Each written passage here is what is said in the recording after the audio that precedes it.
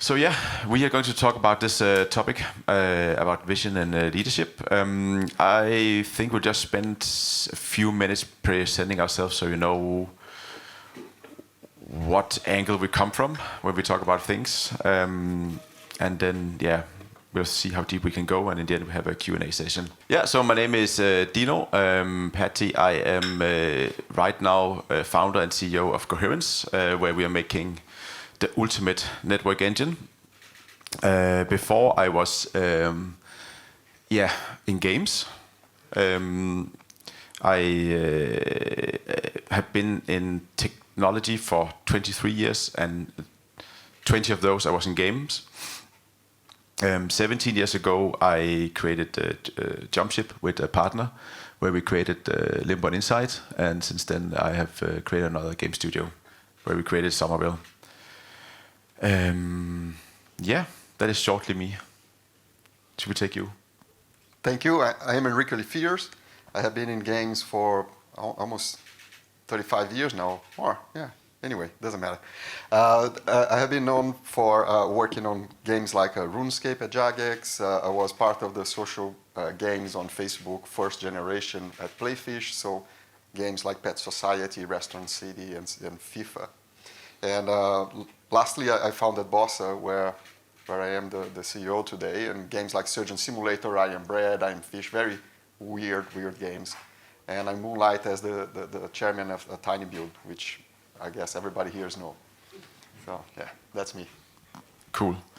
So I came up with a topic, and then at one point I got the chance to kind of do this with you, and I actually got really, really excited, because I think in general, when you look out in the game space, when I started out, it was very different. I felt you had to have a good game idea, and now I feel many people come to it with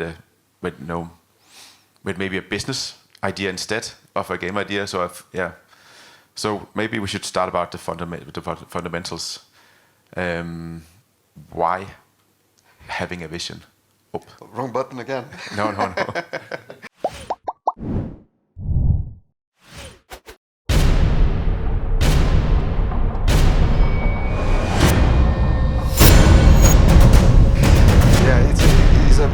We are certainly in a time that is very different from the bedroom colder times in such ways. Right? There was this generation like myself in the 80s and the 90s who we can make games with 1, 2, maybe 3 people.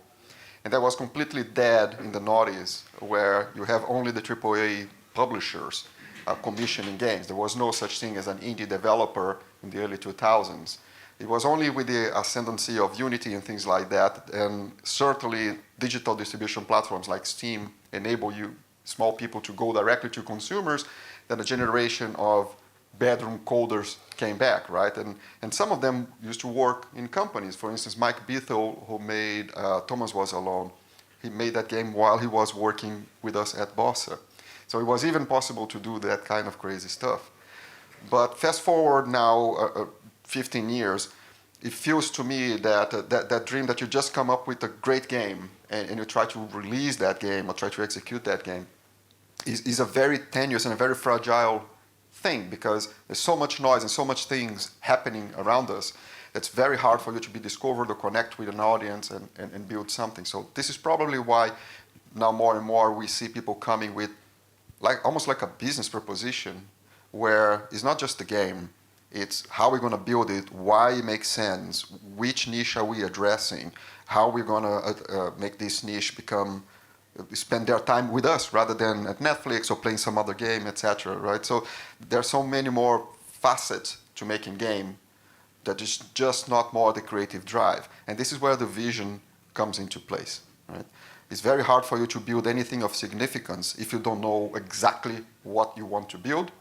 And once you know exactly what you want to build, you can then work out how you're going to build it.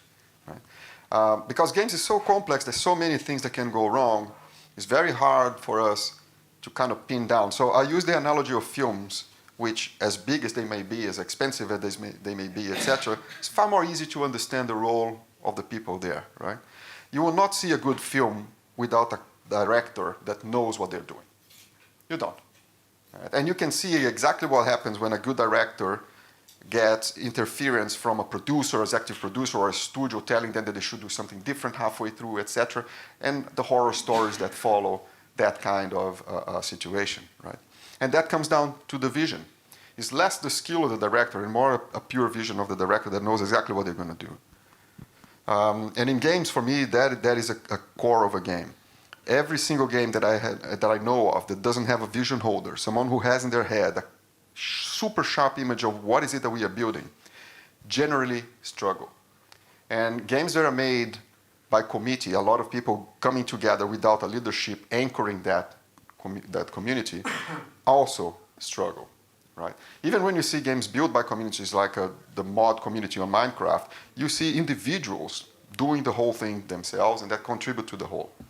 But when you see a game that is usually 4 or 5 people that has equal balance inside that game, it becomes very complicated for a very simple reason. The thing that pleases everybody, that everybody can agree on, is usually the common denominator, right? The most kind of round thing. And for things to have value, they have to be spiky. They have to sometimes inconvenience someone. Or it's very rare that everybody loves the same thing. Usually you will love something that somebody else hates, right? Because it has an angle to it that satisfies you but doesn't satisfy somebody else. So for you to create something that everybody agrees is okay, it's okay. It's not great, right? And for you to make games that are okay, you won't get anywhere. You need games that are great. Yeah, I also think that when you have a unfinished idea, you have the vision and you show somebody, you know, the first lines of code or the first prototype. It is sometimes it's really hard for the people if they around you if they don't understand the vision where this is going, and they maybe see something and they're like, oh, this is not what I understood. But I mean, in the process of making a game is never fun before it's fun, and sometimes you go some steps in a direction and you don't know fully where you're going. But it's fun you say that you think that the vision should be fully fleshed out, because I think I can see the great thing in that. I just feel that for me, it's at least it's enough to start thinking about a feeling I want out of it. But that's maybe the overarching thing, that you start out with what's the feeling this is going to give in the end, and then you flesh out, underlying under that, how do I achieve that, and then you always, when you go step towards it, you always, every time you do some gameplay, you kind of test if it gives you that feeling you're supposed to give or not. If it's just confusing or takes you out of the mood, then you kind of remove it and try something else. I agree. First, a vision doesn't have to be immutable. The more consistent and permanent it is, usually the better for the production, not for the final, because you can have a great vision of a terrible product, right? But communicating the vision is what is hard, right? Because if you think of a good writer, let's say Tolkien, that goes out and write Lord of the Rings or The Hobbit, the amount of time and effort he spends to describe a single character or one place, like the Hobbit place. The Shire? The Shire, right? How many pages and how many synonyms and how many allegories he uses, right? Sorry. No, other thing. I just decided to say something controversial today, but I really hate Lord of the Rings. That is if I say nothing else, then I have that. That is fairly controversial. Yes. I'll be beaten on the way out. But even if you don't like it, well, that makes my point, because not everybody loves it, but fair enough. The amount of effort he goes to describe those places or those characters, right? And the amount of skill necessary for every single one who read those books or to visualize a similar thing is the same problem of you trying to convey a vision of a game to your team, for your team members, right? So if you want to make a game about X, you go and tell your team members, this is a game about X. One will think it's X plus 1, the other will think it's X minus 1, and that's when rework comes about, that's when lost time comes about, and so on. I always use a very simple example. It's a silly one, which is Lady Gaga, right? If I come to a room and say, we're going to make a game about Lady Gaga, you might think that Lady Gaga is a singer, and you're going to think about from the angle of a singer, you might think that she's an actress, and you will come from the angle of she being an actress. You might think that she's a fashion icon, and you will come from the angle that she's a fashion icon, etc. And all three of you will have a completely different vision of what a game about Lady Gaga will be like. So you have to drill down what is it that we are trying to build and reinforce that image of that vision in a very, very methodical and constant manner. Probably every week we talk about this, and when something gets done that steers away from that, you just don't ask it to be brought back. You explain why is it that is not suitable. All right? It's one of the hardest things is to keep a vision of a game concise. And this is why we hear horror stories of a game changing direction halfway through and changing leadership or changing aspects of it that were core to the game that are no longer core to the game, and how rarely that kind of game results in a success. It's not always. Sometimes horror stories yield a good result. Right? It happens. But it's not as often as something that is structurally communicated all the time. Just to get a bit more precise, or what's it called? Examples of all the games you worked on, which one did you think have the coolest vision, and did the game hit that vision in the end? Yeah, without a doubt, the coolest vision was Surgeon Simulator. And the main reason for that was it was made during a game jam, a global game jam in 48 hours, the first prototype. And the theme of that game jam was heartbeat. So people were making sound-based games, rhythm-based games, etc. And one of our teams there, with the lead designer, said, we're going to do heart surgery. We're going to do a heart transplant. And there was an extra bonus to that theme, is that if you use more than 10 keys to control the game, you score an extra point. So they had two hands, and each one of the fingers of the hands, what was but one button in the keyboard. It was a horrible thing, right? So and they ended up with just one hand and a mouse, and the game was a huge success. Went on to sell millions of copies and whatnot. But they did the prototype in a weekend. So the next week, when we got back to the office, and that thing was being played on the prototype was being played on YouTube by PewDiePie and everybody, and we had like 5 million views overnight on a video, right? We decided we're going to make this game. The vision was there. The prototype existed. Everybody knew what the game was all about. All they had to do was a polished version of that game. And 3 months later, a team of 5 people launched that game, right? So that's the power of a vision. They didn't spend a single day going on the wrong direction because they already had a prototype. They just had to make a better version of that game. Another game that had something similar was I Am Bread. I Am Bread came again from a game jam. We had the prototype moving around, but the game jam was just about the controls, the slice of bread flopping around. So halfway through, someone decided... If you don't know the games of your studio, they're so crazy and fun. Thank you. Yeah, but it's so ridiculous. The vision of being, you feel like a piece of bread, right? Yeah. Yeah. You are a piece of bread, and you control the 4 corners of the bread flopping around and going skateboarding and so on. So, but yeah, you do. And halfway through, that game fell a bit flat, and people decided, okay, so the game is about building a sandwich now. And the bread has to smear itself in butter and jam, and then find a piece of ham that has to do, and that game started to go in the wrong direction, right? Until someone came back and said, no, what is it that bread wants? Right? That was a vision holder, the same person who did the original prototype. He walked into a room and said, what is the bread wants? And everybody, I don't know, bread wants to be toast. And that was the game, right? So the whole level, every level of that game starts with the bread, which is a white slice of bread, who wants a source of heat to toast itself, right? And sometimes you are in a bedroom, well, there's no toaster here, right? So I have to throw a bowling ball over a heater, so I break the heater or a TV, and there are flames, then I can get close to the flames, and I warm myself, and I become brown, and then level complete, right? But it's super easy for something to stray, because people want to pull it in interesting directions, right? But sometimes I don't know why. Yeah, I don't know. In games, I just have everybody is a fucking game designer. Oh, yes. I mean, everybody has ideas. Everybody wants to get their idea in and, say, oh, this was my idea. Yeah, and I think that's hard. But I think we come a bit to that a bit later in this. I'll jump, even though I mean I love those examples, I'll jump to the next thing. This is mostly actually because I was interested in asking you this, because you have a company where there's a lot of games with slightly different vision, but this is my feeling. I have the feeling that you, of course, the founder and CEO, so you have the studio vision. How do you run the different visions from your different games?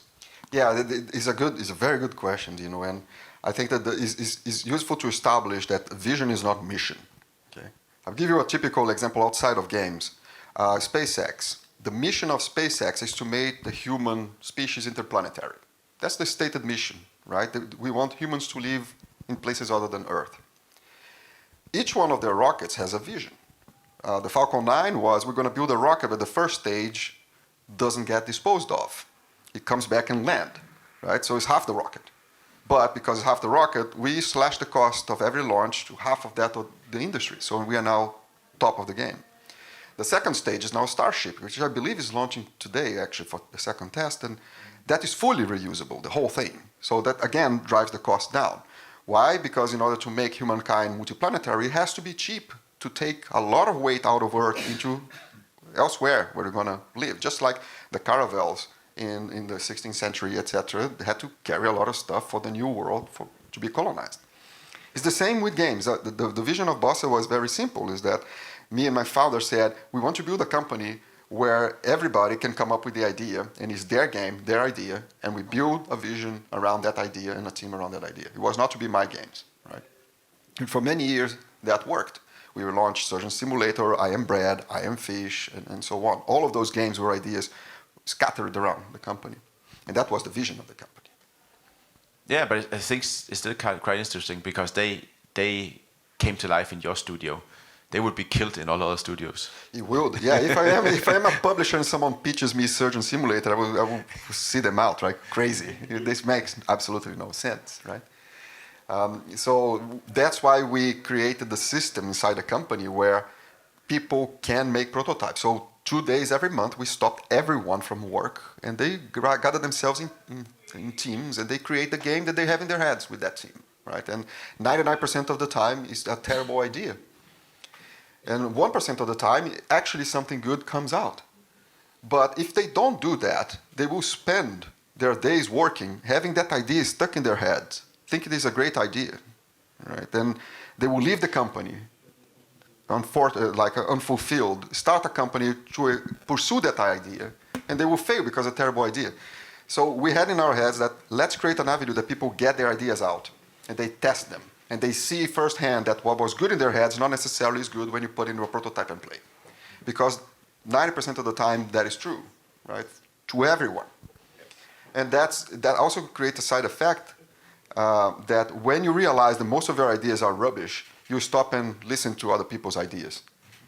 So you create this very organic way for people to collaborate. And that's how things like Surgeon Simulator, I Am Bread, and the others came to be. So the game lead that came up with the prototypes was the one you continued to use throughout the project? Yes, ideally, yes. That was the case in Surgeon, there was a case in I Am Fish. That was not the case in I Am Bread. And that's why it started to become the sandwich game, until he came back and said, no, this is the vision. And then a few months later, the game was realized it was a success. Right? It's so important that whoever starts that idea remains in the team and champions it. Again, because it's in their head. Right? Every day they have to reinforce the idea. They have to tell people why is it bread wants to become toast, and why is not a platform game that I just move the joystick to the left and it runs. No, it's hard. Bread doesn't have legs, so it has to struggle and flop and cannot fall in water, otherwise becomes soggy and cannot walk anymore. So all these things come out of that crazy vision, but it is the vision, right? Yeah, but it's a fantastic example because, yeah, as I said, like I don't think these type of games would live in so many studios, because you have to walk down the path of making them for a while, I think, before you see how it's fun, and you come up with the soggy and this is a gameplay element also, and it makes sense because there are other ways of doing things. Of course, you might have a first-person studio that said we're going to make a game about shooting demons in Mars, right? And our edge that we have fatalities and we have some physicality, and next thing you know, you have Doom. And that's what they do. They do first-person games, etc., etc. Right? So it's a very clear vision. We have the best technology. We have the best gunplay. We're gonna add some weird stuff in here, and we're gonna make, let's say, a Bethesda game, right? I love Starfield. I played all the Fallouts to death and Skyrim, etc. But it's clearly at its core the same game, right? So they execute against that vision. We create this wonderful, expansive universe. There's a lot in content on them, and we don't rock the boat too much. We keep on using the systems that have proven to be successful over time, right? And that works for them. That's their vision, right? And they follow that vision to the line. And that vision is anchored in one person, right? Yeah, it's funny because it is in many ways flawed. I mean, everybody makes fun of all of the bugs they have, but in some senses, every time. Yeah, but they have charm. I mean, yeah. You can replay the same thing. Everybody was complaining about the bugs on Fallout 4, and they were complaining about the bugs on Fallout 3, and they were complaining about the bugs on Skyrim. Just that they were filling a whole room with cheese. They now fill a whole cabin with potatoes. It's the same idea, right? But it's well executed, and is Todd doing that. And you take Todd out of the equation, they will make completely different games, and God knows if those games will be successful or not. So it's important to understand and grasp that the value that someone laser focused on the mission and the vision makes, and it's a form of leadership.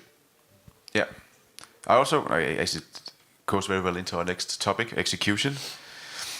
I think it also comes back to power in a lot of senses. That if you develop a game and you're the company owner, you can also decide that you go these weird directions. If you have to answer too much to a publisher or too much to an investor, and they have opinions, they are also sometimes game designers. I feel that is how have you managed to keep the power, which I expect that you have. Well, we did by not going to publisher, self-publishing, right? But the day comes where we have to work with publishers, and the problem is exactly the same. It's just a different audience. Invariably, when we have friction between a publisher and a developer, of course, there are circumstances that go beyond, like a publisher needs to make cost cuts or whatever, or the market moved on and the game that was suitable is no longer suitable, and so on. But most times, the friction between publishers and developers come from the fact that the vision is not shared. The publisher thinks the developer is working on A, and the developer thinks that he's doing B. So imagine that it's already hard for a vision holder inside the team that works with the team every day to share that vision and keep that vision on track. It's much harder for you to do that by proxy, which is not the vision holder. In my case, would be me, a CEO who is not there, right? And I talk to the publisher once every month or so in a meeting where the context is not gameplay or whatever. That vision gets diluted, gets lost. So, and that's where these misconceptions can creep in.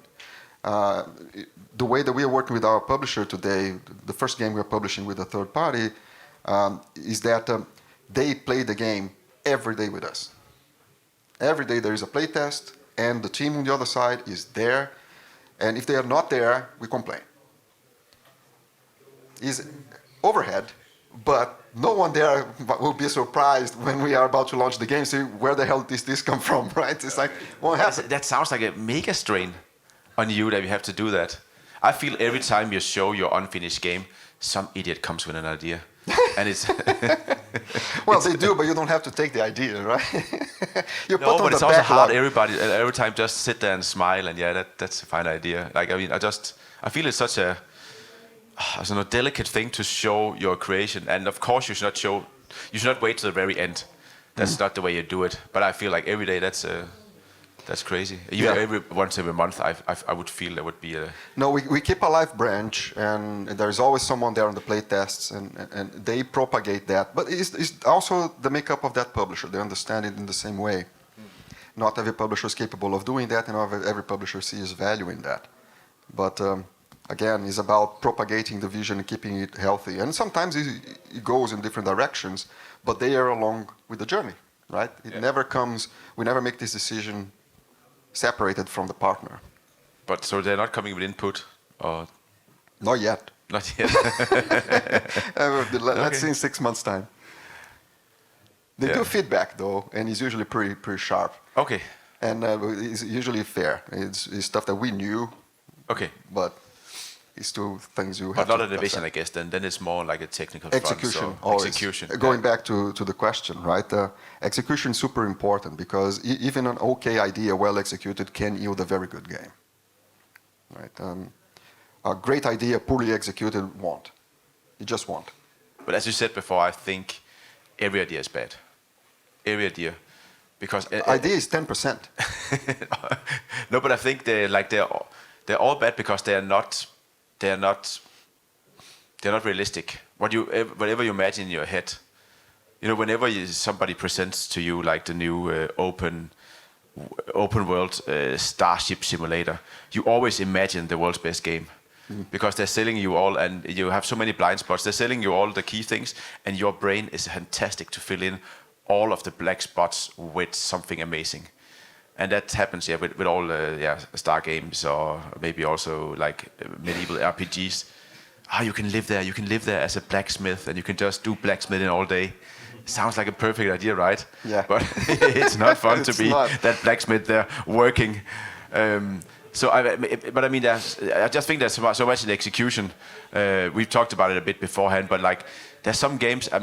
Before I saw permadeath in a game, I thought it was the worst idea in life. I hated permadeath. I thought it was so bad a game design idea, and I was like almost angry at it. And then I played DayZ and I played Demon Souls, and I suddenly kind of understood that this was just a well executed game where that element was put in a really great way, and suddenly it makes sense. Yeah, and this is a vision engaging with a niche, because if you think of Demon Souls, when Demon Souls came about, the shared knowledge of the industry was you cannot kill the player. The studios were all making games that everyone can finish. The motto was, if you buy a game, you should be able to see it from start to end. So there were always ways for you to keep on playing, continue, etc., and you don't die, right? And then this crazy Japanese guy comes with a game that is hard as nails and will set you back at every death that you have. And he found a huge audience and spawns an IP that is one of the most valuable in the industry today, because he connected with an audience that wanted exactly that, right? He had a pure vision on it. The stupid thing is, it's so logical. I mean, I think he's clearly talking to people that is a bit older, that played hard games in the old days and really enjoyed it, and it was a skill to get through, and that got a bit lost, and then he dared to kind of go against that. His vision. He had a vision, and sometimes the vision comes from serendipity as well. I don't know if you know the story of why is it possible for you to join a Souls game and help another player, or scribe on the floor, there's danger here, don't step over this, right? He was stuck in a car in a blizzard in Japan, and his car couldn't move. Strangers stopped their car alongside, helped him push the car out. His car got out of the ditch. They didn't talk to each other. They went back to their car and went away, and he was free to go. And he enjoyed that moment so much that he thought that I need to put this into a game. So I will make a game where strangers can jump into my game and help me when I'm stuck. Because of that, that game can be hard as hell, because there will always be someone who knows how to play this game that can come in and help me out. So the vision came from serendipity, something he experienced in real life that he wanted to gamify. And once he gamified that, he hit upon the magic bullet, which is, I make a game very hard. And when he did that, he connected with an audience that was served. Is magic. Yeah.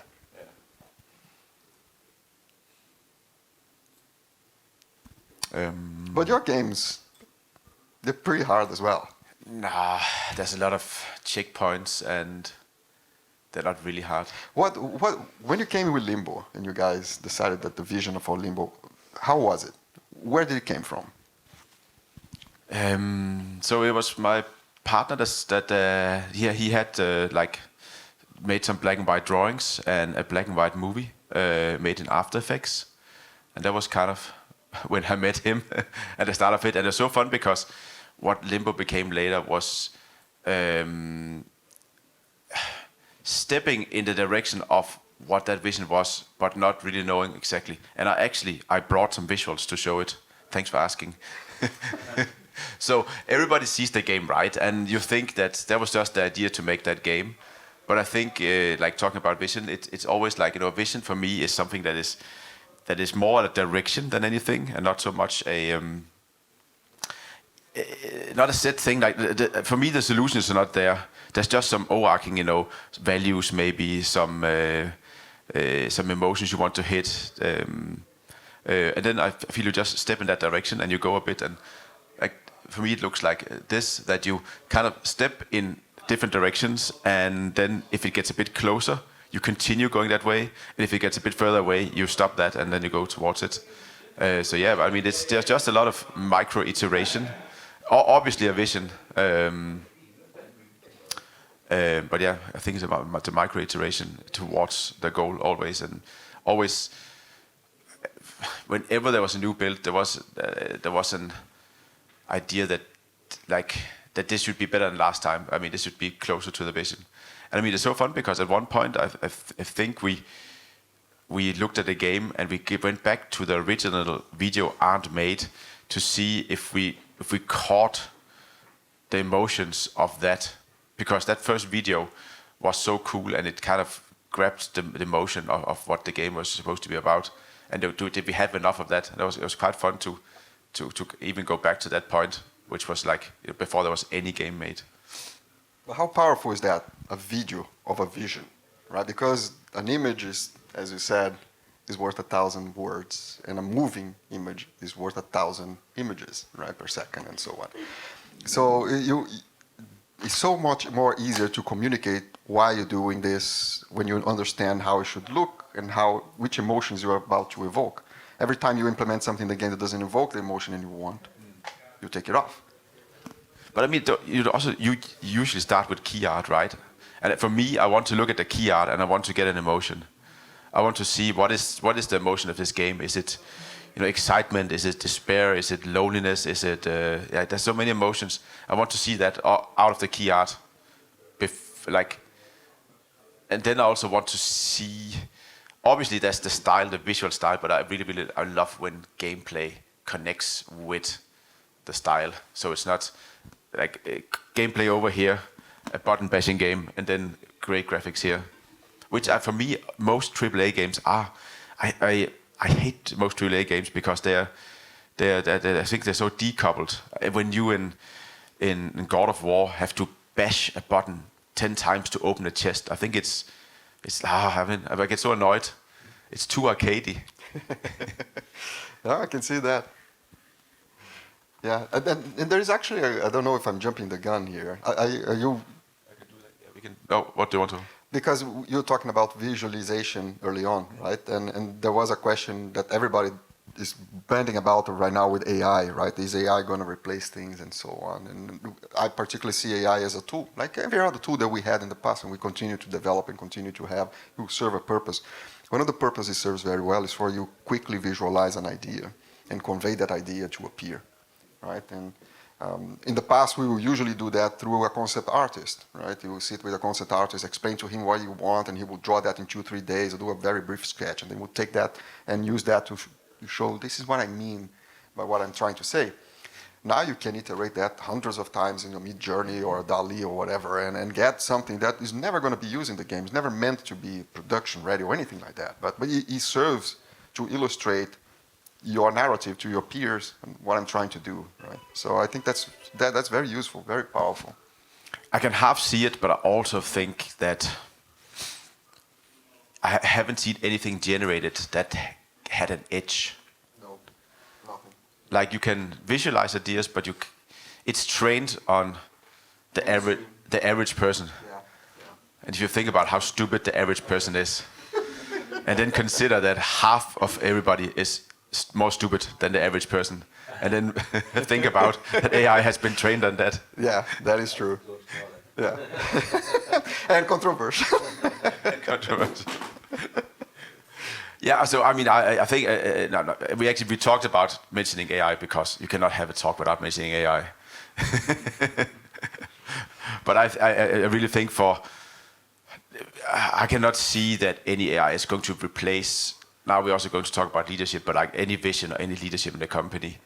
I think there's a lot of help you, but there's a lot of small things, but the vision for to having a really sharp vision, it's like I don't know, I cannot imagine it coming from an AI because it always gets so general.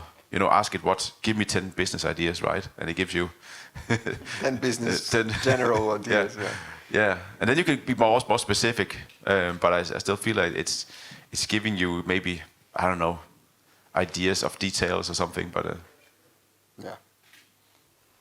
And then the idea that AI would take jobs and things like that, automated stuff, but creative stuff is very hard. You need the edge. You need to be uncomfortable. And when things made by AI come up and become mainstream, that will be our time to shine and say, haha, but let's do it like that, right? And we kind of twist the game. But yeah. Yeah. And I think the next topic is about the leadership, right? And execution. Yeah. I'm sorry, I'm mindful of the time. Thanks for letting us know. I think the last bit of it is I think everybody who works games knows that the hardest bit is to actually make the game, right? And how much leadership is required throughout any process of building something or value that brings, especially creative minds, which are a beast in their own, right? It's very easy for you to put non-creative minds into a room and ask them to do a task which is automated and simple and repetitive or whatever. But it's very hard for you to get a group of creative, motivated people to agree on anything, let alone have a regimented way of building things together. And as a leader, one of the things that I always have to advise to the companies I invest or counsel or whatever is that there's no such thing as winging it. You got to do what has been proven to work, especially when it comes to management styles and rewarding styles and incentivization styles. There are several flavors of it, right? For instance, you can do peer reviews on 360 reviews, or you can do the traditional, my manager evaluates my work. Doesn't matter.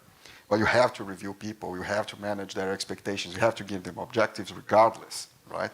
So the objectives don't change. The tools change. And understanding as a leader what is out there, a body of work that has been taking centuries to build, and having the humility to understand that there are people out there who have been doing this for a living for a long time and know how this works because they have been through the rough of not having those tools deployed is important and is humbling and is something that every leader has to do. Right? And when it comes to your style of leadership, right? If you are top down, or if you are bottom up, if you are abrasive, if you are open to everybody, each individual leader will have a different angle of how he wants to do things, how they want to see things done, and each one of these styles will have advantages and many, many disadvantages. Right? So understand, as a leader, understanding where you are, what you're made of, and what you don't know is what will lead teams and projects to fruition. Because we were saying the best idea is at top 10% of the effort. The other 90% is execution, and without good leadership, no execution flourish, really. I don't know if your experience, I have never seen bad teams deliver good games. No, that's true. Nobody also mentioned something earlier that you give a person a responsibility and a leadership of a game designer for a game, and you can even like come in from your position and fuck that up, coming in and question. We talked about it also before, like, and I said sometimes, I think it's hard because you feel you have your own solutions, but as soon as you put your own solutions into another person's vision, then they suddenly have to compromise their vision, and maybe down the line it's a middle thing between what you wanted and what they wanted, and you can actually really fuck it up. Yeah, compromise is not a good word. Everybody say, we should compromise and should find this common ground, etc. For certain things, yes. For creative processes, not quite. Right? When you have a scene where, or a design that is kind of not going well, the best thing for you is to nuke that thing and do something afresh, right? And never, and this is a technical, it's not even leadership, it's just a technical thing that I always repeat, is that never develop a new system or a design to fix a problem of a previous system, right? If something is not working, get rid of it, replace it. Don't build something else on top of it to kind of make it work. Because in the end, you end up with this kind of paper tower, this pyramid, that if one thing is pulled out, the whole thing collapses, right? But going back to leadership, that's also part of the problem, right? Because especially small teams, here in Portugal, the industry is up and coming. There's not that much experience in terms of business of games. There's a lot of creative and raw design power, but not seniority in conducting large teams and business, etc. yet. And one of the things that are very easy to do in small teams is to compromise on peers, and quality of colleagues and people working side by side, right? And the reality is when that doesn't work, the amount of effort you have to put in to transform a person from A to B is enormous, and most times will not work. People are the way they are, right? You can change people. People do change, but very slowly and incrementally. When you're talking about a game that needs to be shipped in a year and you have people who are not conducive to the outcome of that game, you have to confront that and you have to make a harsh decision on those things, right? And small teams, new teams are usually the ones that struggle the most to do that. In a large team with 500 people, sure, get a guy out, put him on another project, fire him, put another one, covers. But in a team of 4 or 5 people, that's super traumatic. So if you are in that situation, think about that. In leadership, that was one of the hardest lessons I have to learn, is that at times it's impossible to walk people from A to B, and you're better off not trying at times. Yeah, for sure. And I think the typecasting is really, really important, because I think at least the style I like, the way I like to lead, is that I like to hire people that have very, very high sense of kind of responsibility and self-management of their own time. Yeah. And I prefer to give them big directions, or talk with them and kind of get them to buy into a direction, so we have the direction together, and then go with that. And I personally think you get a lot of really, really great results with that, because a lot of times if you hire good people, you get something back that is better than what you imagined. Yes. And then you are incentivized to just get more good people, because you can see that they can all. Yeah. But just put the direction in there, and everybody ends up working on that. Yeah. That's an amazing feeling. But we are lucky, right? We have a track record to lure people into our dreams. If you are starting a game company tomorrow and you don't have a track record, how do you convince good people to join you? You will be 10 times harder to find good people to surround yourself with than people like us do. So make sure that the few people that you get to hire, you put them through the paces and don't compromise there, because that compromise will cost you dearly. One tip I have for that is always have cultural fit interview steps. It's usually the rest of the team, not the person in charge of hiring that person who does that. So we are a team that likes strawberries. That's a value of the company. We all eat strawberries. So I'll pick 2 artists to talk to this engineer, and they will just talk about life. And then at some point, they will find out if that guy likes the strawberries or not. And if they don't, I'm sorry. You're very technically capable, but you don't like strawberries, so you don't fit in here. That's a very easy one. Sorry about the strawberries. No strawberries. Don't even like strawberries. I know. So we are a bit at time-ish. We set off 10 minutes for questions. I think we're going to do, so we've got an open-ended thing now, because there's nothing coming afterwards. So I'm sure there are lots of questions. In the meantime, though, just thank you for a very interesting and revealing discussion. And let's open it up. Thank you. So, questions? Thanks. My name is Tim. I'm a big fan of the games that both of you produce. The thing is, it's actually pretty obvious that you have like a totally opposite approach, because Dino, you are kind of like making games that are with a big vision, and you're mostly about the narrative and these kind of things. And the thing is, I wanted to tell you, Olivier, that we had an interview with the creator of MDK Aladdin, the guy who created Gaikai and everything, and he told me David Perry, actually, yes. And the thing is, he actually told me that he hates the narrative games. He likes the games that are mostly about the idea, like what you actually said. Like that's you got a vision, you got an idea, and then you create the game around this idea and about this vision. But there is a third approach that is like prevalent on the market right now, because there are so many games that are actually created with such big complex systems, especially the game as a services and things like that. And if people want to create these kind of games with such complex systems, with such complex ideas that has to be working in the synergy, what kind of approach, what kind of leadership would you propose for these kind of games? Because it takes lots of effort just to actually create these systems so that every gear is going to be working there. There are two schools, if I may, two schools of design. One is kind of narrative design, I would call it, right? Which is telling a story, carrying you through an adventure or a world, and that can also have systems design on top of it. And another one is system design centric, which can also have narrative. But a game which is system design is Minecraft, all right?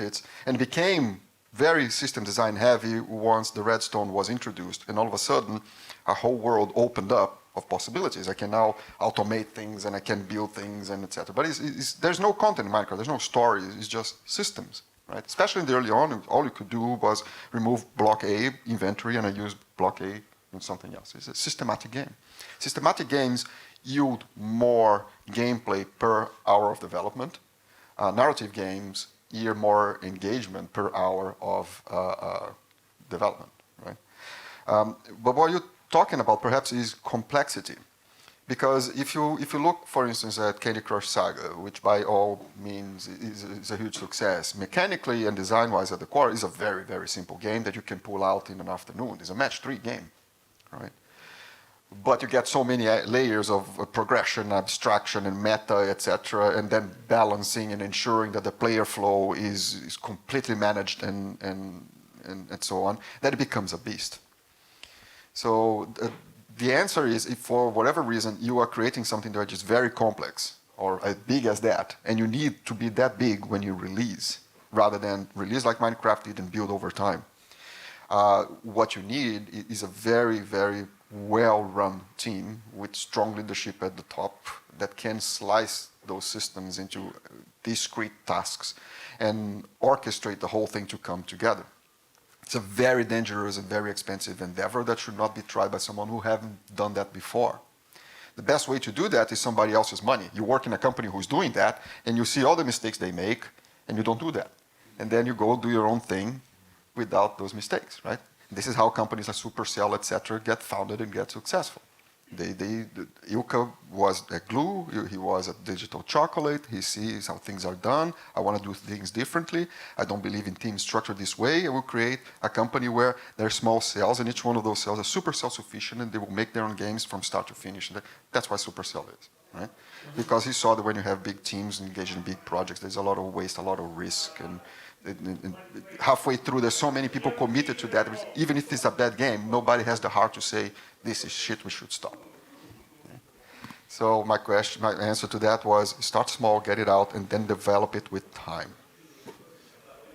If I may add, for me, the difference between the two styles, if you have story or systems, I don't feel it's the right question.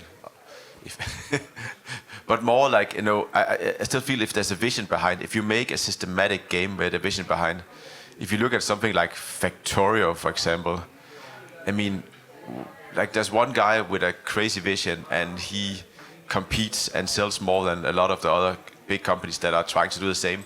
And the difference between a lot of other systematic games and his is just there's a vision behind. And he also manages to implement story and have events coming in and so on.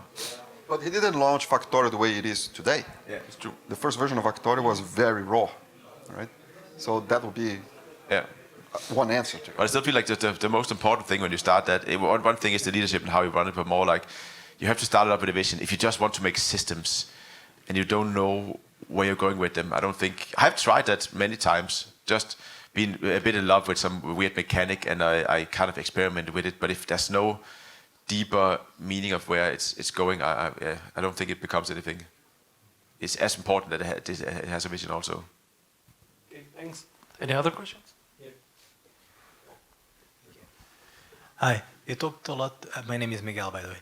You talked a lot at the beginning about having a vision and carrying that vision, but in your case it was a very concrete idea, in your case it was a feeling or like a vibe you wanted to create in the player.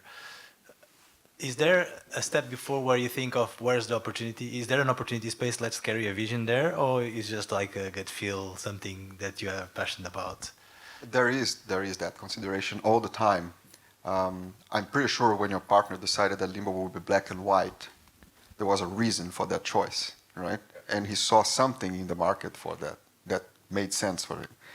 There is, of course, two ways to do this. One is a very deliberate, to say, oh, there is this niche here that's not being supplied with, so let's create something for that niche. More often than not, I see that failing. What I do see working well is someone who has an intuition, who understand that niche. And more often than not, they are part of that niche. This is why it's so important for them to address that niche. Okay? Then it's much easier for a vision to be successful. You're designing for yourself, right? For you to design for somebody else, of course, completely possible. A lot of people do it, but it's harder and requires a lot more methodology, a lot of testing, a lot of focus tests, etc. You need to be familiar 100% with that target audience that you are serving, either because you did it before many times, right? Or because you have this body, this setup that allows you to peer into their minds and their reactions and therefore reflect that into your own designs. It's harder. When you're making something for something that you fully understand yourself and pleases yourself, it's natural, it's easier. So you make a much more concise vision, I would say. So you both design for yourself first. But I kind of agree. You have to believe that your opinion is something other, or your style is something somebody else wants to play. Because I think you cannot design it with the mind of like how would another person experience this. I think it's yeah. And but now looking back, Limbo became a success, but there was no guarantees. There was nobody that looked at some black and white and said, oh yeah, we really need some black and white games. There's not enough of those or any of those. I mean, it was not that we were going for that niche or hole in the market. It could just as well not have worked, and I would not have sat here today. Like, I mean, it is just like you have an idea that this style or this execution isn't there, and you hope that somebody likes it. And then I think there's a lot in execution about making it really, really accessible, so everybody can play it and everybody can enjoy it. I mean, yeah, I think that's a key. Like the whole what's it called? The whole crafting of games on top of your idea, like making it a good experience, is I think it's undervalued. We had 150 testers going in Limbo, like trying the game one time and never trying it again because it was spoiled. But every time, like, to kind of find out where people stuck, where people not stuck, like ensuring that the crafting of all the puzzles were perfect. And then when you do that on the whole game, and the whole game feels perfect and it looks great, then it becomes a good game and hopefully sells. Yeah.